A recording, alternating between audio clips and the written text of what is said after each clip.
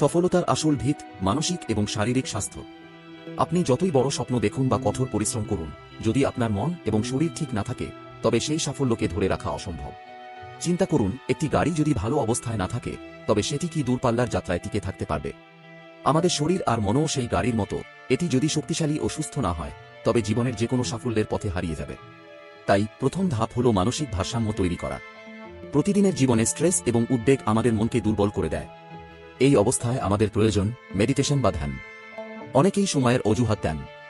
প্রতিদিন সকালে বিছানাতেই মাত্র 10 মিনিট চোখ বন্ধ করে নিজের শ্বাস প্রশ্বাসের উপর মনোযোগ দিন। এই অভ্যেস রেগুলার চালিয়ে যান, দেখবেন ধীরে ধীরে আপনার মন শান্ত হবে এবং আপনি আরও পরিষ্কারভাবে চিন্তা করতে পারবেন। ধ্যান শুধু মনকে প্রশান্ত করে না, এটি আপনার আবেগ নিয়ন্ত্রণে এবং গুরুত্বপূর্ণ সিদ্ধান্ত নিতে সাহায্য করে। যোগব্যায়াম বা নিয়মিত ব্যায়াম শারীরিক শক্তি বৃদ্ধির সেরা উপায়। প্রতিদিন 20 মিনিটের সহজ যোগাসন আপনাকে সুস্থ রাখার পাশাপাশি আপনার মনোবলও বাড়াবে। যোগব্যায়াম আপনার শরীরে অক্সিজেন প্রবাহ বাড়ায়, যা মানসিক চাপ কমাতে সাহায্য করে।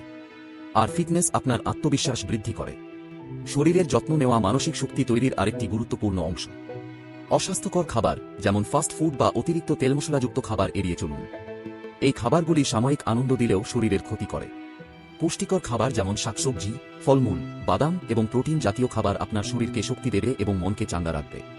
নেশাদ্রব্য থেকে দূরে থাকুন। এগুলো শুধু আপনার শরীরকেই ক্ষতিগ্রস্ত করে না, বরং আপনার মনের দিশাও বদলে দেয়, আপনার চিন্তা শক্তির গতি থামিয়ে ভুল পথে চালিত করে। সচেতন হন, কারণ আপনার ভবিষ্যৎ আপনার বর্তমান অভ্যাসের উপরই নির্ভর করে।